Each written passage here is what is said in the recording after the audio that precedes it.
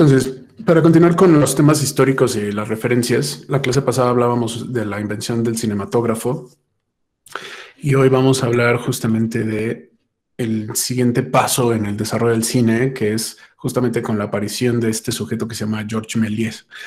Georges Méliès, de hecho, estuvo en la presentación, en la primera presentación que hacen los hermanos Lumière del cinematógrafo, y es una de estas personas que se acerca a los hermanos Lumière y les dice, oye, a mí me interesa muchísimo tu dispositivo, ¿no? ¿Por qué? Pues porque yo, o sea, como que veo muchas posibilidades en él y me gustaría utilizarlo para producir materiales de entrada como distintos a los que ustedes están produciendo. A lo que los hermanos Lumière contestan que no. ¿Por qué? Porque pues, como estamos en esta guerra de patentes y competencias, no quieren que esa invención llegue a las manos de todo el mundo. Quieren tener control sobre la producción cinematográfica, sobre la distribución y sobre el consumo. Entonces, lo que sucede ahí es que Georges Méliès tiene que, de alguna forma, hacerse con la posibilidad de filmar película, ¿no? Entonces, el trasfondo de Georges Méliès es completamente distinto un poco al de todos los otros o los otros antecedentes o personajes que habíamos visto, porque en realidad Georges Méliès no tiene un contacto con la parte de tecnológica científica, ¿no? Él, aparte de estudiar arte como tal en la Escuela de Bellas Artes ahí de París, lo cual seguramente, igual que ustedes, va a, con el, con el paso del tiempo va a pensar que no fue la mejor decisión. Pero al final la historia lo puso de nuevo en un lugar como bueno, ¿no? De reconocimiento.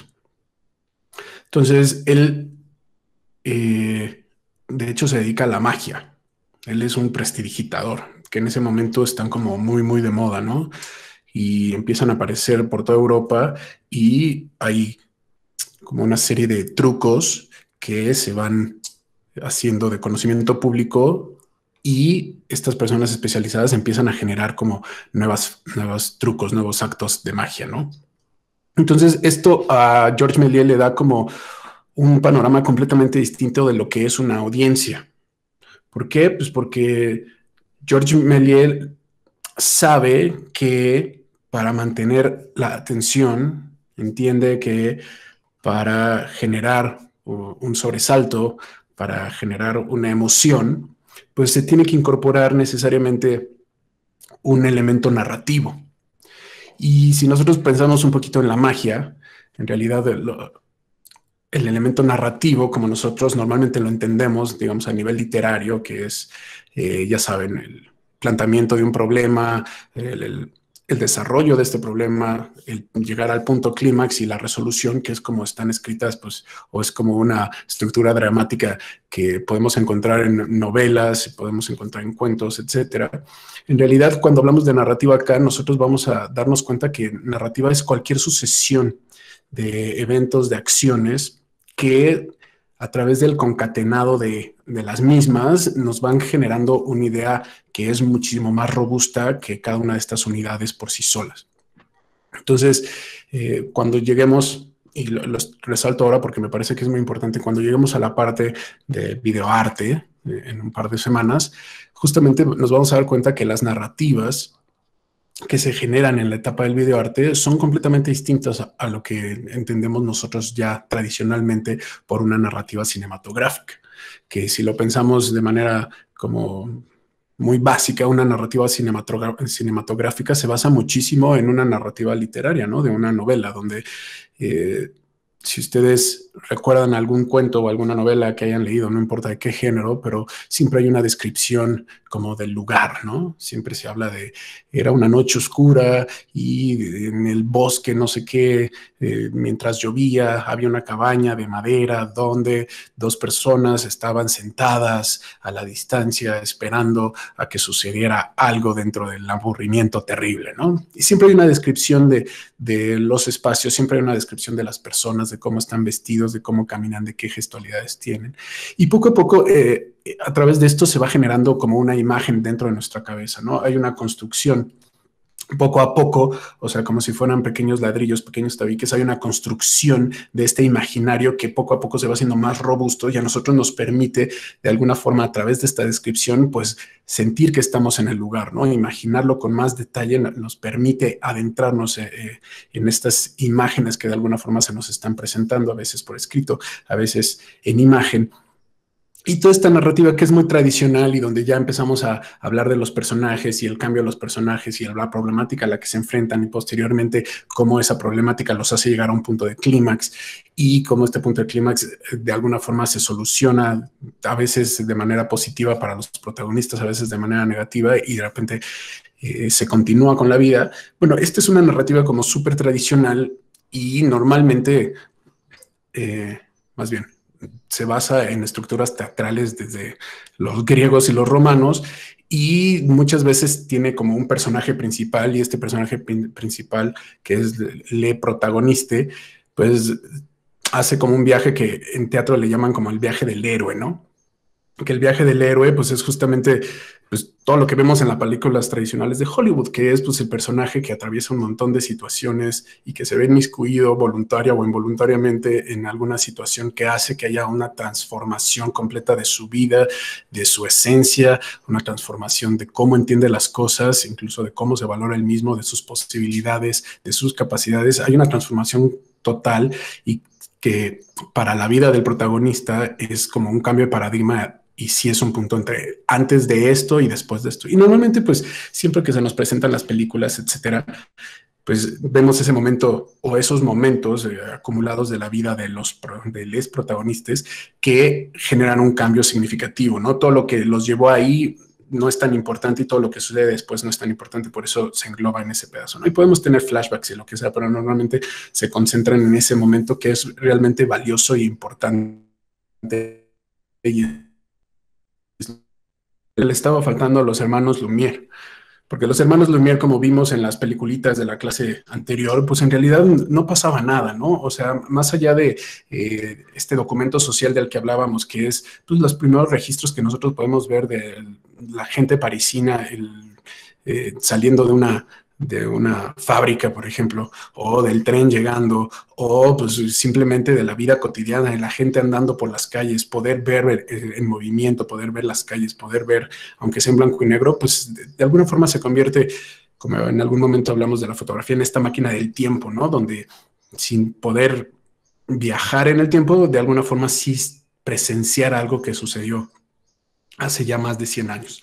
Entonces, los hermanos Lumière no saben, no entienden que esta cuestión narrativa, esta cuestión de mostrar algo, un suceso que valga la pena, un suceso que tenga cierta importancia, cierto valor, en cualquier ámbito, no estoy hablando de un valor así como heroico, o sea, pero simplemente que conecte con el público y que el público se siente y tenga como la intención de atravesar por todo ese evento, esa proyección, ese acto de magia en el caso de Méliès, y que al final se vaya con un pequeño cambio, ¿no? Con una pequeña transformación simplemente de percepción o simplemente de haberse maravillado. Y aquí es donde, pues, Georges Méliès, justamente, con toda esta práctica que tiene sobre todo su contacto con el público, se da cuenta que a través del cinematógrafo él podría justamente darle continuidad o extender más allá de las presentaciones que él tiene comúnmente, la presentación de su magia, ¿no? Y en este momento todavía no sabe exactamente para qué, pero sí hay como justamente una atracción muy fuerte por el uso del cinematógrafo, ¿no? Entonces lo que él tiene que hacer es, y no solamente él, como habíamos dicho la clase pasada, los hermanos Lumière no quieren compartir como los planos ni las patentes, pero finalmente, después de unos años, empiezan a aparecer otras formas de cinematógrafo, ¿no? O sea, como son piezas mandadas a construir por carpinteros y se tiene que conseguir la óptica, tampoco es que, no es como hoy en día, ustedes no pueden mandar a construir seguramente una cámara de video, ¿no? ¿Por qué? Porque el nivel de ingeniería que se requiere ya es como demasiado especializado y se necesitan equipos y se necesita investigación y desarrollo, etcétera, etcétera. Pero en ese momento todavía era factible que con la ayuda de un carpintero, que con la ayuda de alguien que trabajara con los metales, con el latón principalmente, que era uno de los metales que más se utilizaba para la construcción de esto, y con la ayuda de alguien que tuviera conocimientos de óptica, pues se podría desarrollar justamente este dispositivo, ¿no? Y lo que sucede ahí con Georges Méliès es que pues, tiene un negocio familiar y él vende parte de este negocio familiar justamente para invertir en todo lo que va a ser esta siguiente etapa de producción cinematográfica, ¿no? Entonces, él tiene estos primeros filmes que de hecho son ilusionistas y ahorita vamos a ver varios. Y la anécdota aquí es básicamente que en algún momento, cuando él ya se hizo de este cinematógrafo y está básicamente aprendiendo a utilizarlo y está haciendo filmaciones ahí en la ciudad, hay un momento donde él está enfrente como de una casa de opulencia, y él está haciendo una filmación y de repente llega un carruaje, y llega un carruaje jalado por los caballitos y todo, y se para justo enfrente de la casa, pero tenemos que recordar que las películas son muy cortas. Y cuando se acababa un rollo de película, pues uno tenía que sacar ese rollo de película perfectamente sellado, etcétera, para que no recibiera luz y no se velara. Lo mismo que ustedes, los que trabajan con fotografía analógica, experimentaron. Y poner, si quería seguir filmando, pues poner otro rollo de película, cerrar la cámara, etcétera, y continuar la filmación. Pero había momentos donde también uno, para no acabarse, porque no te tenías que, no era necesario que te acabaras el rollo en un solo jalón, ¿no? Como pues, lo intentabas aprovechar lo más posible, tú podrías estar filmando y de repente detenerte y cambias la cámara de lugar, la llevas a otro sitio y puedes seguir filmando, ¿no? Antes de acabarte ese rollo. Y eso fue justamente lo que le pasó a Georges Méliès, que estaba haciendo la filmación, llega este carruaje, se detiene y en ese momento, por un error, detienen la cámara. Y en ese momento justo es cuando el carruaje pues baja a las personas que estaba transportando, el carruaje sigue su curso, y cuando Georges Méliès vuelve a empezar a hacer la filmación de esta situación, como está sobre tripié, está perfectamente quieto, lo que sucede es que cuando él ya lo revisa, cuando él llega con la película, la revela, etcétera, y revisa el resultado, parece que mágicamente este carruaje desaparece. O sea, y digo mágicamente, si nosotros lo viéramos, como la película todavía saltaba mucho entre los cuadros porque era muy difícil que estuvieran perfectamente quietos, pues de repente la verdad es que no se ve nada mágico, ¿no? Pero para nosotros que ya tenemos un ojo educado, un ojo que ya está acostumbrado a detectar de manera muy precisa qué es efecto especial, qué es verdaderamente real, qué se ve muy fake, etcétera. Pero él cuando lo está revisando, ¡pum!, desaparece y dice, wow, ¿no? Y él en su experiencia de mago, pues es una sensación como increíble, ¿no? Porque es a través de un error darse cuenta que puede desaparecer un carruaje sin necesidad de ninguna cortina, sin necesidad de ningún artefacto, solamente, o sea, en un proceso netamente visual. Entonces, Georges Méliès justamente empieza a trabajar con toda una serie de, y ahorita lo vamos a ver, no desesperéis, con una serie de procedimientos que en su momento son completamente experimentales y que surgen del entendimiento de cómo funciona la película, ¿no? Y ahorita cuando los vean, pues igual estaría bueno como analizarlos y entender cómo es que lo hicieron, pero el punto de partida es que, bueno, la película reacciona cuando le pega luz, ¿no? Si a la película, como es negativo, no le llega luz, pues no se oscurece y se queda transparente.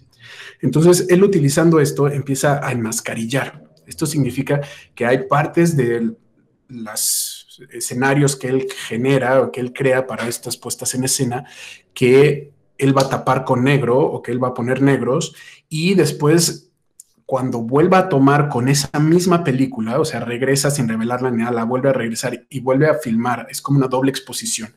Va a haber partes de ese escenario que él va a cubrir y solamente va a dejar que la luz pase por ciertos orificios que él ya seleccionó para que algo que en la primera toma quedó negro, quedó sin información, cuando se hace la segunda toma, se enmascarilla todo lo demás y ese espacio que estaba en negro, de repente lo va a rellenar con algo, ¿no? Y estos son, o sea, y estamos hablando de principios del siglo XX, ¿no? Estos son los primeros experimentos de efectos especiales y de alguna forma, pues, o sea, Georges Méliès es también el papá, no solamente de la narrativa, sino es el papá de todos los efectos especiales y de la capacidad de manipulación. Y vamos a ver que tiene como varias eh, como varias soluciones. Y al principio, lo que sucede con Georges Méliès es que todas estas soluciones están dirigidas hacia la magia, ¿no? Él, en lugar de hacer este intercambio, en lugar de él ir y frente a un público a hacer todo su acto, lo que hace pues es comprar un café y, perdón, un teatro. Y lo que hace es proyectar en el teatro las escenas que grabó en ese mismo teatro, pero pues ya no lo tiene que hacer, ¿no? Y porque va, o sea, por una necesidad donde esos actos de magia solamente se pueden realizar en una proyección cinematográfica y en la vida real no. O si se tuvieran que ser en la vida real, bueno, sería un sistema completamente distinto y unos trucos completamente diferentes y toda una ingeniería que no tiene nada que ver la una con la otra. Entonces, de repente, esta también es como uno de los primeros grandes ejemplos donde aparece un contenido o un material que es exclusiva, que se puede ver exclusivamente en video, ¿no? O sea, es una producción que, perdón, en video, en película, es una producción que está hecha para ser grabada, para ser filmada y después para ser proyectada. No tiene sentido, no existe esta pieza fuera del ámbito cinematográfico, ¿no? Entonces ya es una pieza como muy, muy específica en relación a un medio muy, muy específico. Entonces, además de eso, Georges Méliès, o sea, su contribución a la cultura en realidad es un poquito más extensa que esta cuestión de los efectos especiales y la magia. Lo más importante que podríamos rescatar de este sujeto es que encuentra una función para el cinematógrafo, y esa función es una función narrativa. Encuentra que con este aparato se pueden contar historias y esas historias van a mantener a un público entretenido, lo van a mantener fascinado, lo van a poder posteriormente hacer sentir emociones de alegría, de tristeza, de horror, etcétera, etcétera, etcétera. Y esto hace que Méliès, y ahorita que terminamos de ver estas primeras, platicamos un poquito más de cómo empieza a construir las bases de lo que nosotros entendemos actualmente como Hollywood, ¿no? Que es la estás trabajando para un bien común.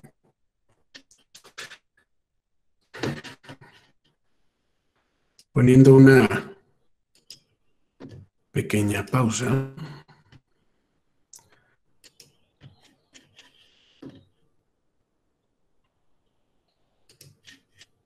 Voy a compartir. Ok, entonces empezamos con esto. Son cortitas, ¿no? Las primeras. Vamos. El trabajo de este señor, ¿no? Porque en realidad es muy imaginativo, es como tremendamente creativo, sobre todo porque no hay nadie haciendo, o sea, tiene que inventarse técnicas inexistentes. Sí, está bien chido. Me estoy imaginando ahorita cómo, o sea, como eso de los espacios negros. Está bien loco. O sea, que obviamente, por ejemplo, la cabeza, cuando toma esta cabeza, eso sí es un prop, ¿no? Que es, pues, o sea, sí es un objeto real, que es como un modelado en su cabeza. Cuestiones de escenografía, que seguramente, pues, él tenía por ahí, de nuevo, sus actos de magia, ¿no? Entonces, eso sí es real, pero desde que se la quita, sí, o sea, ni siquiera hay que fijarse muy bien, ¿no? Ahí se ve como una mancha está en su cabeza, ¿no? Y la cuestión ahí de esa mancha en la cabeza es que está trabajando directamente sobre la película.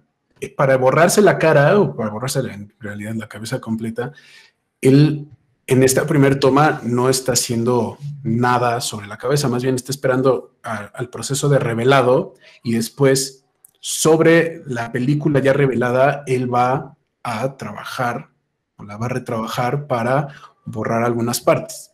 Y aquí hay un elemento que a mí se me olvidó comentarles la clase pasada, y es que cuando ustedes filman o sacan una foto en blanco y negro en negativo, por ejemplo, en fotografía, pues los que entraron al laboratorio se acuerdan que, bueno, esa fotografía en negativo en realidad se proyectaba sobre un papel fotosensible y el papel fotosensible justamente positivaba esa foto, ¿no? ¿Por qué? Pues porque el papel fotosensible donde recibía luz era lo que se volvía oscuro y donde no recibía luz se mantenía blanco, ¿no? Y pues la película justamente había pasado por el proceso inverso, que era pues el cielo que estaba muy clarito, se había oscurecido, la película bloqueaba la luz y no dejaba que en la fotografía ya ampliada, pues el cielo se oscureciera porque estaba negro desde el negativo, ¿no?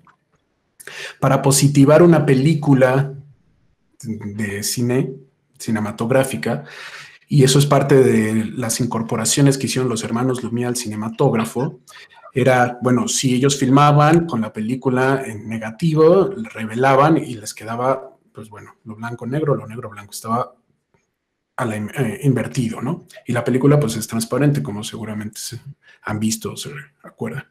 Pero posteriormente, después, para positivarla, lo que se hacía era también utilizando estos orificios de los que hablamos que tiene la película que se llaman sprockets. Se colocaba una película virgen en la parte de abajo o en la parte de arriba y se colocaba la película ya revelada, transparente con los valores de negro, ¿no? Y lo que hacía es que entraba al cinematógrafo y se pegaban lo más posible, justamente estando lo más planas posible, y se avanzaba un cuadro con este sistema de sprocket y se exponía a la luz.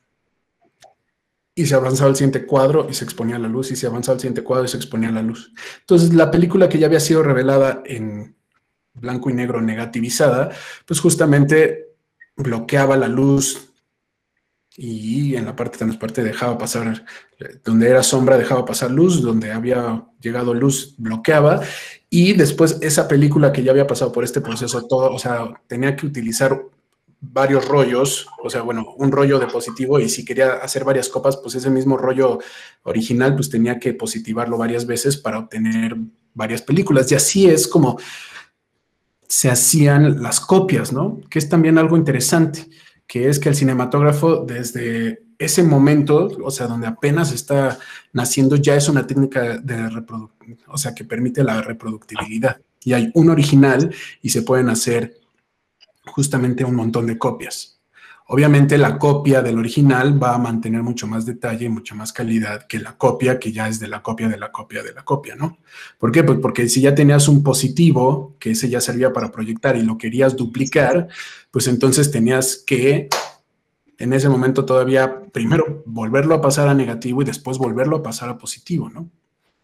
Cuando llegamos ya al cine un poco más contemporáneo, pues sabemos que pueden tomar la película en película ya positiva directamente, ¿no? Como las diapositivas de foto. Entonces ya no tienes que hacer este proceso de positivización. Pero todavía de esa, en principios del cine y todavía mucho tiempo del siglo XX, o sea, cuando los cinematógrafos hacían las filmaciones, pues para eso poder copiarlo, pues se agarraba el original y directamente con procesos ya mucho más de alta calidad y donde está involucrada óptica y procesos de revelado químicos, o sea, como muy finos, pues se hacían todas las copias, pero todavía se hacían por contacto, o sea, donde la película original tenía que entrar físicamente en contacto con la copia para tener esta exposición y poder tener, pues, todos esos rollos de película que posteriormente se enviaban a las distintas salas de cines en otros países, ya un poquito más adelante, para que se pudieran proyectar simultáneamente en el día de un estreno, etcétera, ¿no? Entonces, regresando a esto que estábamos viendo, pues justamente Méliès trabaja sobre la película directamente, ¿no? Y ya que tiene la película positivada, pues va y con unas tintas borra cuadro por cuadro su cara, ¿no? Ahora, ahí cuando llega y la pone, o sea, esto requiere como de una planeación desde antes, ¿no? No puede hacer la primera toma y después planear qué es lo que va a hacer.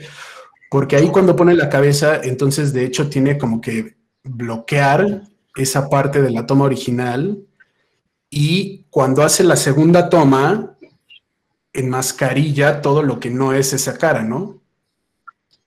O sea, enmascarilla todas las otras mesas, su cuerpo, etcétera, y solo deja un cuadrito pequeñito donde al volver a filmar, pues va a estar su cabeza metida en la silla, quizá con una tela negra, quizá ni siquiera necesita la tela negra, o sea, solamente especificando, en este cachito quiero que llegue exposición, llegue luz y todo lo demás lo bloqueo para que no pase, y pues ahí pone su cabecita y él se mete ahí y le pide a alguien que lo filme mientras él está haciendo ahí algunos movimientos. Y de hecho por eso como que la mesa salta un poquito, ¿no? No se ve perfectamente quieta, porque de nuevo, pues los aparatos para filmación pues, todavía no eran tan precisos. Entonces ahí está. La cuestión aquí es como también el tiempo, ¿no? La sincronización que hace de los gestos, de cómo se voltea a ver a la carita y todo, pues de repente ya incluye, es como un acto performático, como danza o teatro, donde hay una sincronización muy precisa de, a ver, incluso con un temporizador, con un cronómetro, decir, en este momento volteo para allá y en este momento vuelvo a ver hacia la cámara. Estas coincidencias. Entonces ahí están.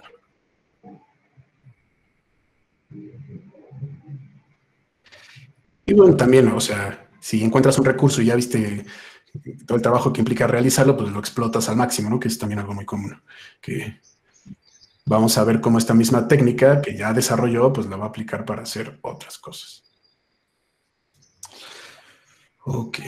Entonces, nada más habiendo explicado el primero, no voy a explicar uno por uno, ¿no? Más bien era para que tuvieran una idea de cómo es que lo está haciendo. Y quizá un poquito de respeto por los viejitos de hace 120 años y decir que eran bastante creativos para su edad, aunque fueran unos machistas horribles. No, no, o sea, no estoy hablando de Melia, no sé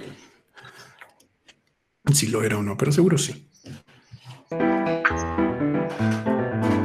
Ok. Son como los TikToks del momento, ¿no? Yo creería que sí. Porque aparte en TikTok hay unas cosas muy tremendas. Yo he visto, y aparte producidas por gente súper joven, ¿no? Cosas de efectos especiales y ya After Effects que yo digo, wow. O sea, yo no puedo hacer eso ahorita, ¿no?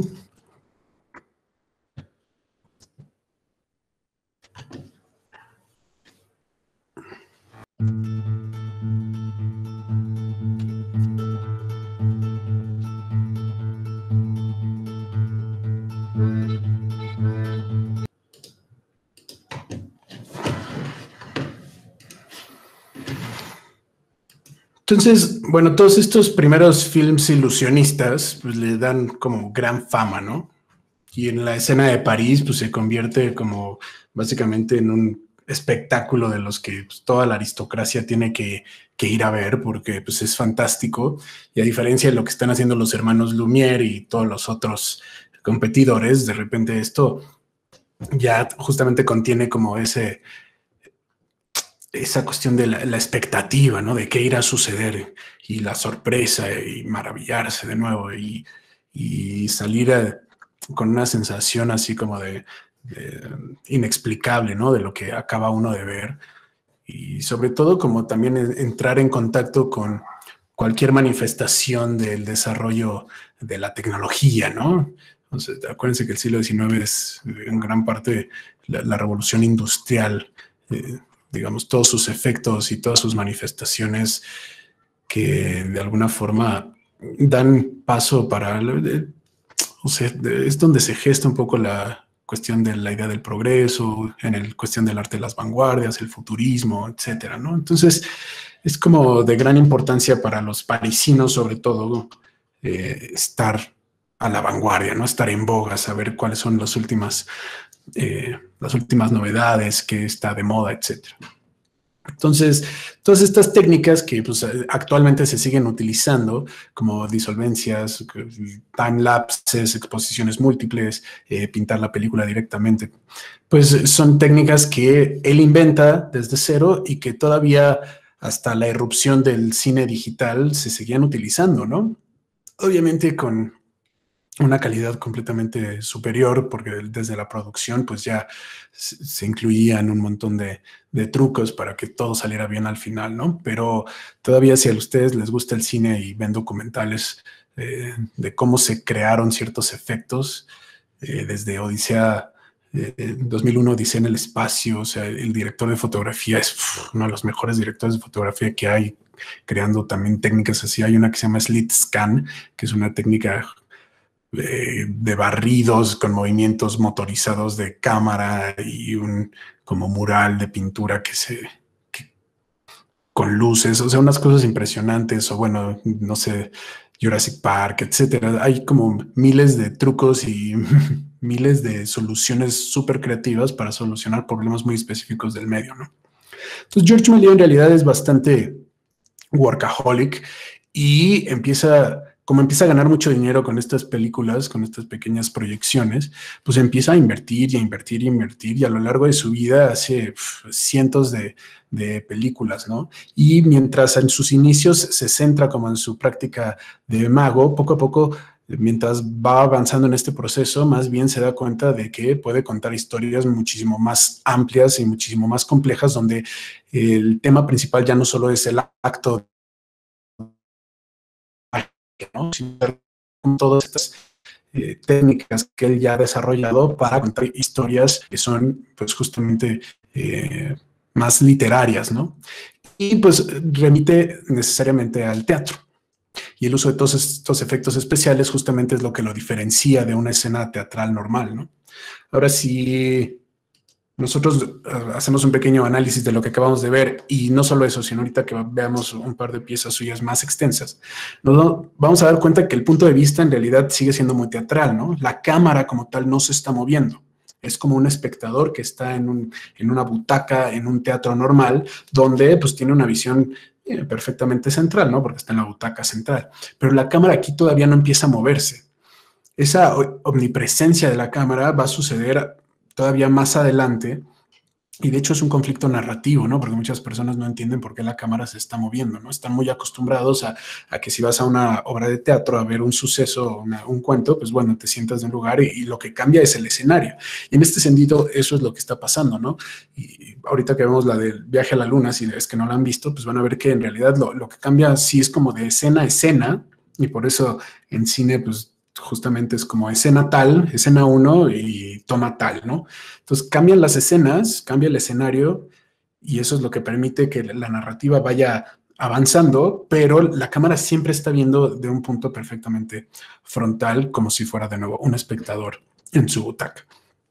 Él tiene, ya con todo este dinero que está generando y las películas que está vendiendo, él tiene la posibilidad de ya formar como una pequeña industria, una pequeña empresa filmográfica que se llama Star Film Company, ¿no?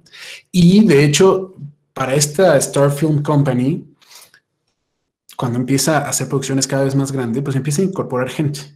Y no solamente incorporar gente, sino dice, bueno, necesito un lugar.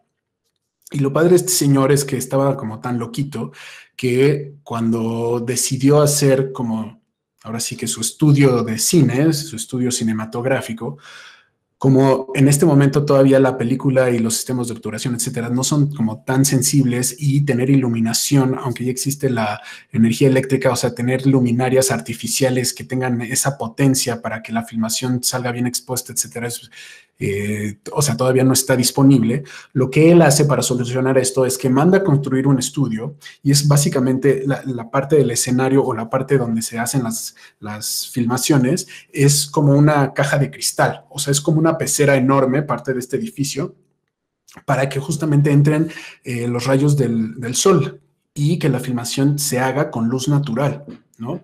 Entonces también vamos a ver que la iluminación pues justamente no tiene como, ya saben, reflectores con fresneles y que se apaga todo y solo se ve, siempre hay como una luz muy homogénea y que ilumina la totalidad de la escena porque está utilizando luz natural, ¿no? Entonces esta pecera se convierte justamente como en una de sus firmas de sus producciones, ¿no? Y por el otro lado es que pues incorpora actrices, actores, incorpora bailarines, incorpora escenógrafos, gente de, ya saben, artes plásticas, gente de vestuario, incorpora personas que le ayuden a hacer como todos los guiones y directores. Él se convierte también como una especie de todólogo, ¿no? Donde básicamente está justamente checando todos los procesos simultáneamente, y él es el director y es el director de escena y de alguna forma también es el que se pone a escribir los guiones y toma todas las decisiones, ¿no? Es como un ser un poco totalitario en ese sentido. Y genera ya las primeras películas que de hecho son, o sea, como bastante largas, ¿no?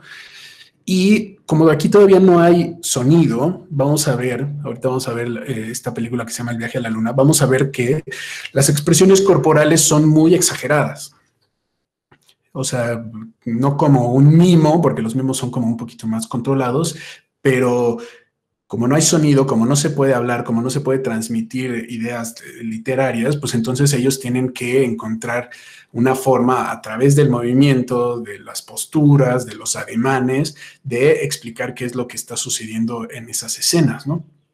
Entonces vamos a ver que de repente, pues, a nosotros y desde nuestro punto de vista contemporáneo puede parecer como muy histriónico todo lo que está sucediendo y un poco caótico, porque de repente parece que todo pasa al mismo tiempo. Y en este sentido, como la cámara no se puede acercar y alejar y tomar un detalle o una toma abierta o semicerrada, etcétera, ir cambiando, pues entonces no tenemos como esta capacidad de concentrarnos en un evento en específico, ¿no? Sino que de repente estamos viendo todo y hay momentos donde están sucediendo simultáneamente cosas que podrían tener cierta importancia, ¿no? Entonces, como que hay que estar un poquito concentrados y al tanto de, ahora sí que receptivos, ¿no? Al tanto de todo lo que está sucediendo por aquí y por allá. Y vamos a ver que, pues, se basa también en historias como de ciencia ficción, literatura de ciencia ficción, para crear también historias futuristas, narrativas un poquito fantásticas, etcétera, que pues ya tienen que ver mucho con pues, los sueños o las posibilidades o las proyecciones del ser humano mismo. Entonces, vamos a compartir pantalla. Esta ya es una película un poco larga y a pesar de que Georges Méliès hizo muchas películas, esta es como su gran éxito, ¿no? Es como la que más... Es como la revolución esta película, ¿no? Es la primera película larga o de esa longitud que hace y genera muchísima expectativa, se hacen copias, se mandan, se proyectan en distintos lugares de Europa, etcétera, y le producen muchísimo dinero, mismo dinero que después se gasta en hacer otras producciones que al no alcanzar este mismo éxito, poco a poco lo van llevando justamente a la bancarrota, sobre todo no solo porque ya no produce cosas que son tan atractivas, sino porque en un momento a principios del siglo XX ya empiezan a aparecer muchísimas otras propuestas cinematográficas que pues, le van robando un poco la atención a él, que en algún momento fue como el pionero y era la única opción o era el que marcó las bases y las reglas, ¿no? Entonces, vamos a compartir pestaña.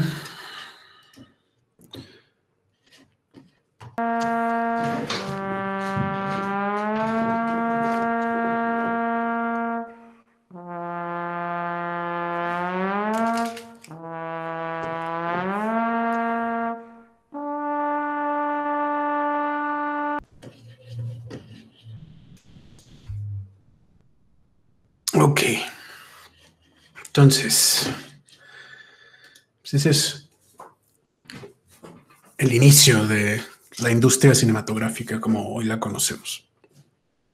Y, o sea, pueden ver como todas las escenografías estaban como diseñadas para que funcionaran desde un punto de vista en específico.